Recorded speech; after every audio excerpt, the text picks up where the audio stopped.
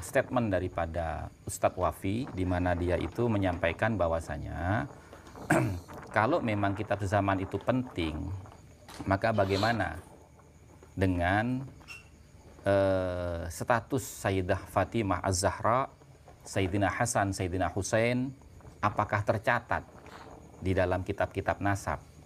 Di dalam kitab Al-Kafi Al-Muntakhab fi Ilmin Nasab pada halaman ke-75 itu tertulis di situ, awwalu man allafah wa jama'a maktuban fil ansab.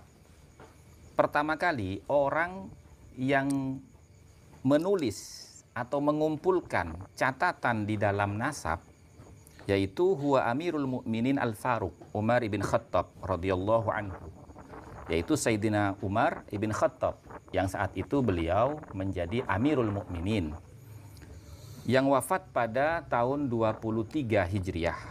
Ya, beliau membuat kitab nasab dan pertama yang ditulis adalah keluarga Bani Hashim dan Bani Muthalib.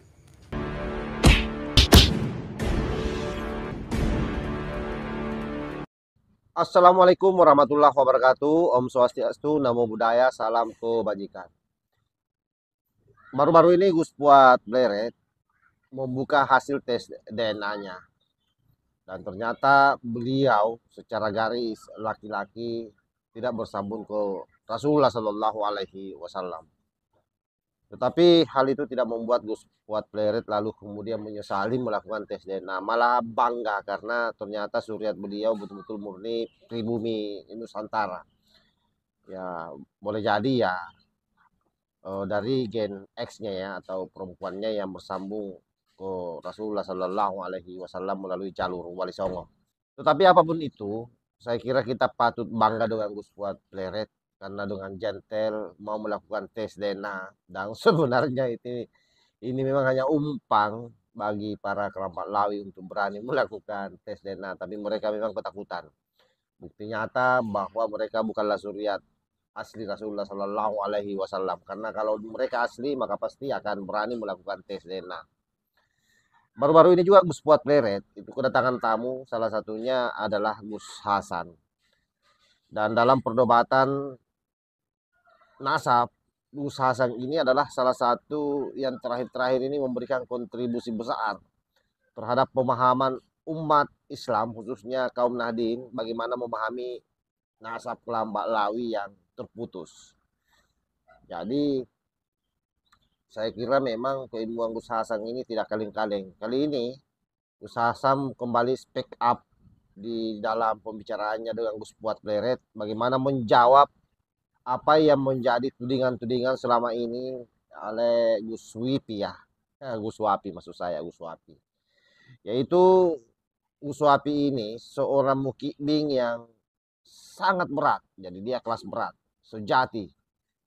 Dia adalah pengagung Rizik Syihab, pengagung FPI, sekaligus salah seorang pentolang NU garis lurus. Nah, ini.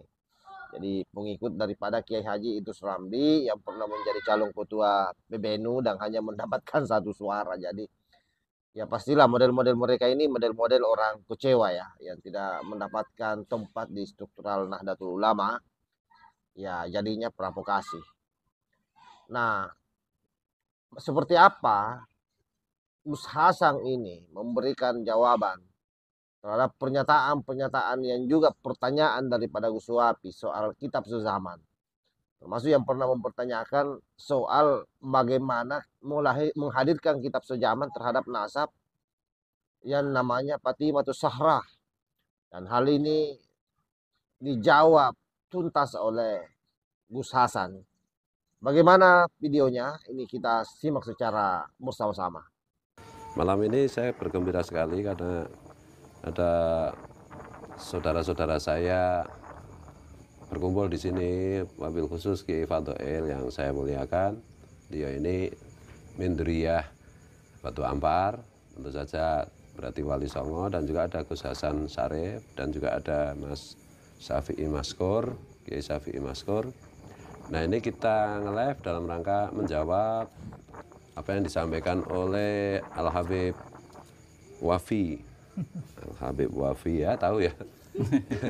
yang menyampaikan mengenai banyak hal nanti biar dijelaskan sama Gus Hasan, dan nanti kita mohon mumpung ada Kiai Fadhil juga, beliau walau kalilan juga ikut memberikan penjelasan.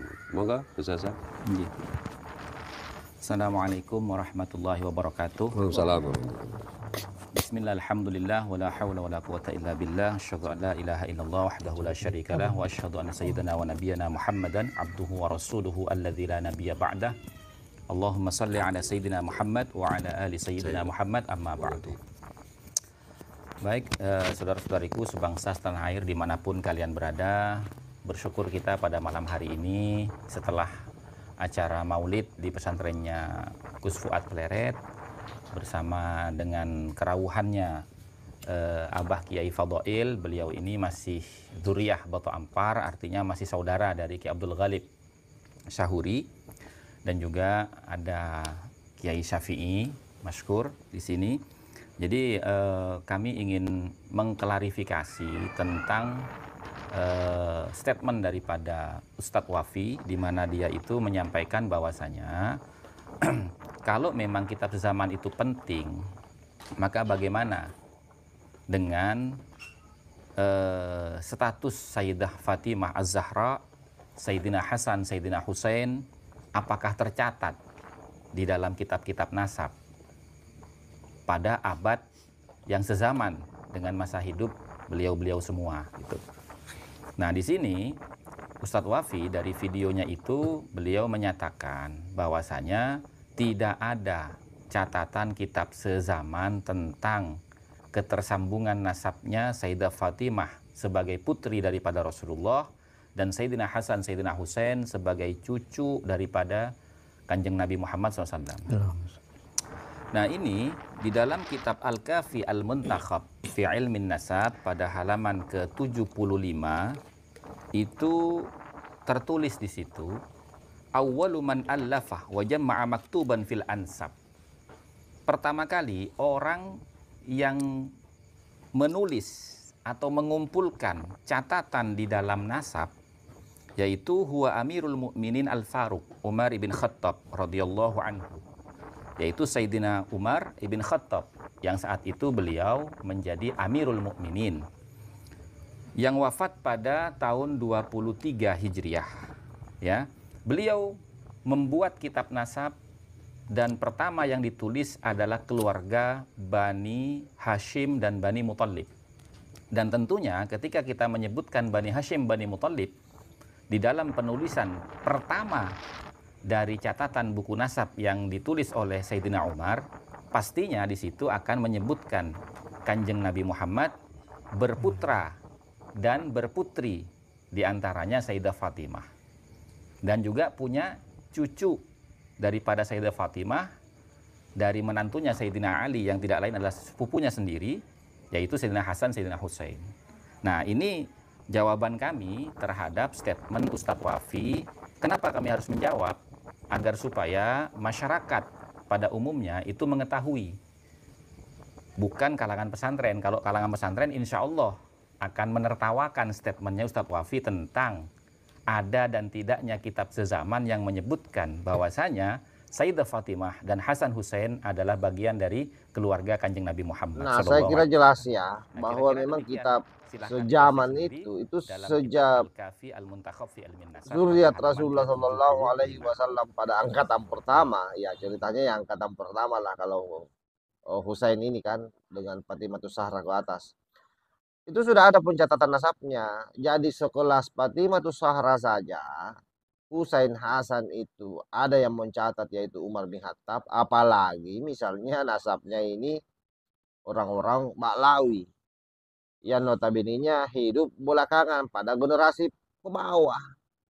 Ya pasti saat itu kalau memang leluhurnya itu adalah tokoh yang banyak menulis misalnya kitab-kitab di zamannya, atau misalnya dia pesohor sebagai ulama di masanya, ya pasti ada muridnya dan tidak mungkin muridnya tidak menulis.